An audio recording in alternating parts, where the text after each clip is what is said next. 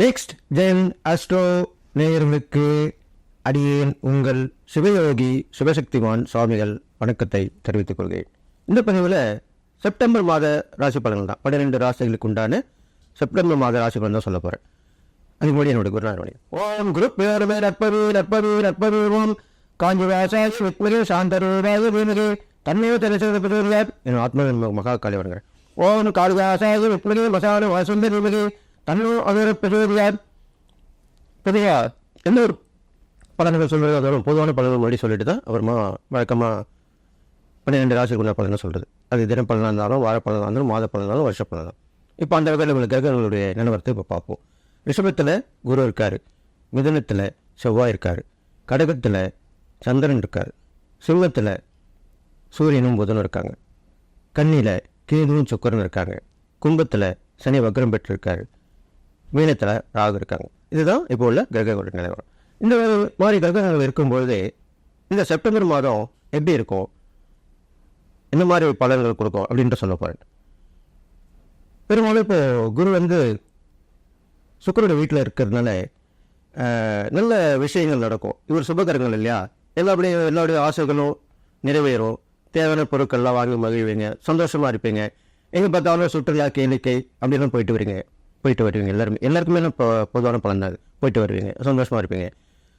அதே மாதிரி செவ்வாயுடைய பலன் பார்க்கும்போது அவர் மிதுனத்தில் இருக்கார். மிதுனத்தில் இருக்கும்போது கல்விகள், குழந்தைகள் வகையில் பெரியவங்களை கல்வி, இந்த தொழிற்கல்வி, அதாவது இந்த சாதாரண கல்வியோட தொழிற்கல்வியில் பிரபலமாவீங்க. அந்த தொழிற்கல்வியில் இன்னும் விஸ்தரிப்பு செய்யப்படும்.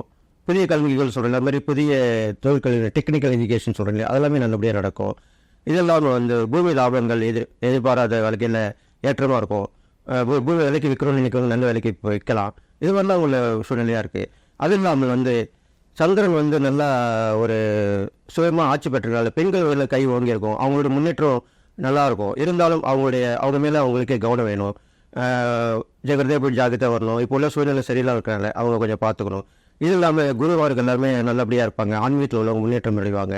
பொதுமக்களுக்கு எல்லாருக்குமே ஏற்றமாக இந்த மாதிரி இருக்க போகுதுன்னு சொல்லிட்டு 12 ராசிகள் பலன் சொல்ல போகிறேன். இது பொது பலன் தான். அந்த ராசிகள் பலன் சொல்லும்போது நீங்கள் கவனமாக கேட்டுக்கணும். சுய ஜாதகத்தை நீங்கள் எனக்கு அனுப்பினால், வாட்ஸ்அப்பில் அனுப்புனீங்கன்னா என்னோடய வாட்ஸ்அப் கீழே இருக்குது, அதில் பார்த்துங்க. சுய ஜாதகம் அனுப்பினா கண்டிப்பாக நான் கரெக்டாக சொல்ல முடியும். அதில் தான் உங்களுக்கு கரெக்டான பதில் கிடைக்கும். இது பொதுவான பலன் தான் அப்படின்னு சொல்லிட்டு இப்போது 12 ராசிகளோட பலனை பார்க்கலாம். அன்புடையர்களே, 12 ராசிகளுக்கு உண்டான செப்டம்பர் மாத ராசி பலன் சொல்லுவார். அந்த வகையில் விருச்சிக ராசிக்காரன் சொல்லுவார். விருச்சிக ராசிக்காரங்களுக்கு கண்டிப்பாக நல்லா தான் இருக்குது. குரு நல்ல பொசிஷனில் இருக்கார், நல்ல விஷயங்களில் இருக்கார். சனி பகவான் வக்கம் பெற்றனால உங்களுக்கு அந்த கெடுபலம் குறைஞ்சிடுது. அதனால் எல்லா வகையிலும் நீங்கள் ஏற்றமாக இருக்கலாம், முன்னேற்றமாக இருக்கலாம். நீங்கள் மற்றவங்களுக்கு உதவி பண்ணலாம், நீங்கள் மற்றவங்களுக்கு ஒரு அட்வைஸ் பண்ணலாம். அப்படி உள்ள சூழ்நிலையாக இருக்குது இப்போது. அதனால் கண்டிப்பாக கவலைப்பட வேண்டாம். விருச்சிகராசிக்காரன் பார்க்கும்போது கணவன் மனைக்குள்ளே நல்லா அன்பு பெருகும், ஆதரவு, ஒருத்தருக்கு அனுசரணையாக இருப்பாங்க, விட்டு கொடுக்க மாட்டாங்க. இது மாதிரிலாம் நடக்க போகுது. கூட பழகிறவங்க, கூட்டுதாரர்கள், பங்குதாரர்கள் எல்லாமே வெற்றி பெற போகிறாங்க, நல்லா இருக்க போகுது. இருந்தாலும் பிரயாணங்களில் போகும்போது கவனமாக இருக்கணும். கை காலில் அடிபடுறதுக்கு, கை கால் இல்லை உடம்பில் கூட சிறு அடிகள் தான், பெருசாக வராது. அப்படி வாய்ப்பு இருக்கிறனால கவனமாக இருக்கணும். நான் சொன்ன இறை பரிகாரங்கள் தானம் பண்ணிட்டு வரலாம். இல்லைன்னா வண்டியில் போகும்போது அந்த மாதிரி போகுது இறை நாமாக்களை சொல்லிட்டு வரலாம். நீங்கள் எந்த தெய்வத்தை வணங்கிலும் அந்த தெய்வத்தோட பேரை மனசுல நினச்சிட்டு வந்தாலே போதுமானது. அப்போது அது ஒன்றும் பிரச்சனை வருது, பெருசாக வருது, சிறுசாக முடிஞ்சிடும். அப்போது அந்த மாதிரி பண்ணிட்டு வாங்க. விபத்தில் அடிபட்டவங்களுக்கு உதவி பண்ணிட்டு வாங்க. இது மாதிரிலாம் செஞ்சுட்டு வாங்க, கண்டிப்பாக நல்லா நடக்கும். அடிபட்டு இருக்கவங்கள, நோயாளிகளுக்கு இருக்கவங்களுக்கு உதவி பண்ணிட்டு வாங்க, அவங்களுக்கும் நன்மை நடக்கும். எப்பயுமே உங்களுக்கு ஒரு இந்த மாதிரி நடக்கும்னு சொன்னால் அது மாதிரி அடிபட்டவங்களும் நீங்கள் பண்ணும்போது அந்த படுறது உங்களுக்கு தவிர்த்து போகும். இதுதான் விசேஷமான பரிகாரம். அது நீங்கள் அதுக்காக தான் பதிலுக்கு பதில் சொல்லுவாங்களே, அதுதான் அது பண்ணிட்டீங்கன்னா கண்டிப்பாக சரியாயிடும். இது மாதிரிலாம் பண்ணிட்டு வரலாம். இது இல்லாமல் விருச்சிகராசிக்காரங்க பார்த்தீங்கன்னாக்கா நிறைய பிளான் போட்டு வச்சுருப்பாங்க, திட்டம் போட்டு வச்சுருப்பாங்க. அது எல்லாமே இந்த மாதம் முடிவில் கண்டிப்பாக நடக்கும். முடியறதுக்கு ஒரு வாரத்துக்கு முன்னாடி கண்டிப்பாக நடக்கும். அப்படி நடக்க போகுது. அதில் நீங்கள் சந்தோஷப்பட போகிறீங்க. நீங்களும் சேமிப்பில் கொஞ்சம் கரெக்டாக இருக்கணும், நிறைய செலவு பண்ணக்கூடாது, வீண் செலவு பண்ணக்கூடாது. அதுக்காக தான் அப்படி சொல்லியிருக்கேன். இது மாதிரி பண்ணிட்டு வாங்க. அது இல்லாமல் உங்களுக்கு தெய்வ பிரார்த்தனை, அதுவும் அம்மன் வழிபாடு, அம்மனை பற்றி பிரார்த்தனை பண்ணியிருந்தீங்க, ஒரு அம்மன் கோயில் போகணும்னு நினச்சிருந்தீங்க, இல்லை குலதெய்வம் இருக்கலாம், இஷ்டதெய்வம் இருக்கலாம், அது போயிட்டு வாங்க. அது கண்டிப்பாக போயிட்டு நான் வாய்ப்பு இப்போ கண்டிப்பாக கிடைக்கும். கண்டிப்பாக போயிட்டு வாங்க. அங்கே போகிறது மட்டும் நல்லா கேட்டுங்க, குடும்பத்தோடு தான் போகணும். எப்பயுமே ஒரு குலதெய்வம் போகும்போது நம்ம தானே போகக்கூடாது. குலதெய்வ கோயிலுக்கு குடும்பத்தோடு தான் போகணும். அந்த காலத்தில் அப்படி தான் போயிட்டு வந்தாங்க.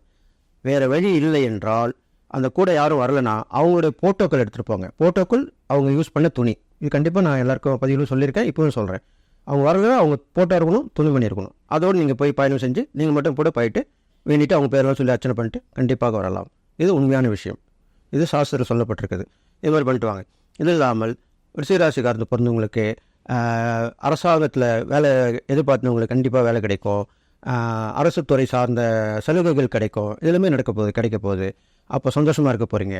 இது இல்லாமல் கடுமையான உழைப்பு உங்களுக்கு உண்டு எப்பவுமே. அதை நீங்கள் கண்டிப்பாக பண்ணிட்டு வாங்க. எந்த ஒரு துறையில் இருந்தாலும் கடுமையாக உழைத்து முன்னேற்றம் அடைஞ்சு வெற்றி பெற போகிறீங்க. கண்டிப்பாக அதை வந்துடுவீங்க அப்படின்னு சொல்லிட்டு நீங்கள் செய்யக்கூடியது இறை பரிகாரம்னு பார்க்கும்போது முருகர் வழிபாடு. உங்களுக்கு செவ்வாய்க்கு முருகர் வழிபாடு வந்தது. அது இல்லாமல் துர்க்கை வழிபாடு நீங்கள் செய்யணும். ராகு காலத்தில் துர்க்கை வழிபாடுங்க. செவ்வாய்க்கிழமை வெள்ளிக்கிழமையில் ராகு காலத்தில் துர்க்கை வழிபட்டு வாங்க. எலுமிச்சைகளுக்கு தீபம் போட்டுவாங்க. பெண்களுக்கு வந்து அந்த பூஜை முடிஞ்சோடனே பெண்களுக்கு உதவி தாசு பண்ணிட்டுவாங்க, தானம் பண்ணிட்டுவாங்க. கண்டிப்பாக நல்லது நடக்க போகுது. இது இல்லாமல் உங்களுக்கும் இந்த நீராசின்னு சொல்லப்பட்டிருக்கனால குளம், ஏரி இந்த மாதிரி ஓடுற ஆறு கூடாது, நிற்கிற தண்ணியாக இருக்கணும். அப்போ அது குளம், ஏரி தானே. கடல், ஆறு மட்டும் ஓடினே தான் இருக்கும். குளம், ஏரி மட்டும் அப்படியே தங்கி நிற்கும். அப்படிப்பட்ட நீர்நிலைகள் பக்கத்தில் இருக்கிற கோயில் போயிட்டு வரலாம். பெரும்பாலும் கோயில், எல்லா கோயிலுமே குளங்கள் இருக்கும், மேக்ஸிமம் குளம் இருக்கும். அந்த குளத்துக்கு போயிட்டு அங்கே உள்ள அந்த மீன்களுக்கு உணவு போட்டுவாங்க. முதல்ல குளத்து நீரை வந்து நீங்கள் தலையில் தெளிச்சுட்டு தான் அந்த கோயிலுக்கு போகணும். எப்பவுமே அதுதான் முறை. இப்போலாம் வந்து நிறைய பேர் மறந்துடுறாங்க. இருந்தாலும் நீங்கள் நீராசியில் பிறந்திருக்கனால முதல்ல போன உடனே அங்கே நீர்நிலையில் போயிட்டு தலையில் தண்ணீர் தெளிச்சுட்டு அதுக்கப்புறம் தான் கோயிலுக்கு போகணும். அதுக்கப்புறம் வழிபட்டுவாங்க. இது மாதிரிலாம் பண்ணிட்டு வந்தீங்கன்னா கண்டிப்பாக அந்த ரிஷிராசிக்காரங்களுக்கு நல்ல விஷயம் நடக்கும்போது உங்களுக்கு கிரகங்களும் நல்லா தான் இருக்குது, எல்லா கிரகமும் ஏற்றமாக தான் இருக்குது.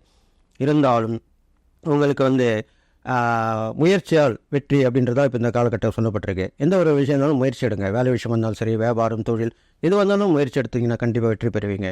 இது இல்லாமல் உங்களோட பழகிறவங்க மூலிமா உங்களுக்கு நல்லது நடக்க போகுது. நீங்கள் அவங்களுக்கு உதவி பண்ணியிருப்பீங்க, அவங்க இப்போ உங்களுக்கு உதவி பண்ணக்கூடிய நேரம் வந்திருக்கு. அவங்க நல்லா வந்துடுவாங்க. அவங்க உங்களுக்கு ஒரு சர்ப்ரைஸ் கொடுத்து உதவி பண்ணுவாங்க. அதுதான் இப்போ நீங்கள் எழுதி வச்சிங்க. ரிஷிராசிக்காரங்களுக்கு உங்கள் கூட பழகிறவங்க திடீர்னு உங்களுக்கு உதவி பண்ணுவாங்க.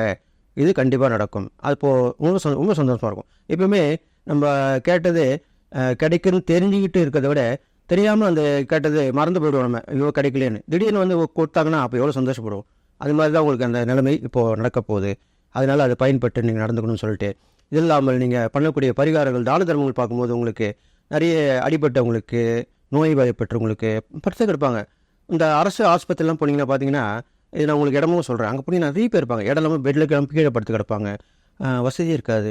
ஒரு டீ சாப்பிட கூட தெரியல. எனக்கு நான் நேரில் பார்த்துருக்கேன். டீ சாப்பிட கூட காசு இல்லைன்னுவாங்க, சாப்பாடு சாப்பிட இல்லைன்னுவாங்க. அவங்களுக்கெல்லாம் போய் உதவி பண்ணுங்கள். அதுதான் உண்மையான தான தர்மம். சும்மா கோயிலுக்கு வரவங்களுக்குலாம் பண்ணிங்கன்னா அது உண்மையான தான தர்மமே இல்லை. ஏன்னா அவங்களும் அவங்க மாதிரி தான் இருக்காங்க.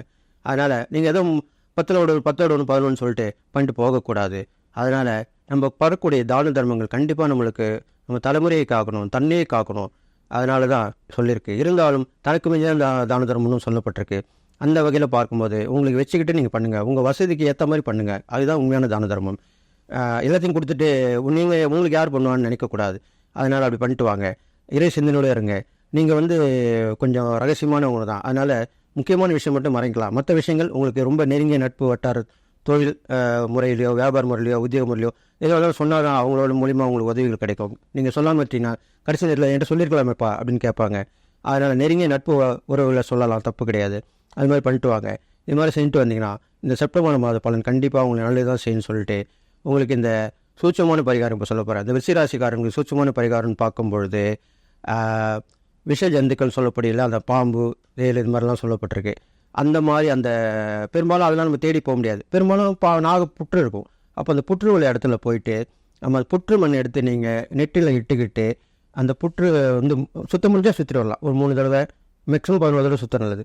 சுற்றிட்டு மஞ்சள் குங்குமம் போட்டு அந்த புற்று மண் இடத்துக்கு போயிட்டு அந்த நாகத்தை வழிபட்டு வந்தால் உங்களுக்கு சூட்சமான பரிகாரமாக சொல்லப்பட்டு இந்த மாதத்துக்கு கண்டிப்பாக எல்லா தடைகளும் விலகி ஏற்றம் இருக்குன்னு சொல்லி நீங்கள் எல்லா நலமும் வளமும் பெற்று வாழப்போறீங்கன்னு சொல்லி வாழ்த்தி விடைபெறுகிறேன். நன்றி, வணக்கம்.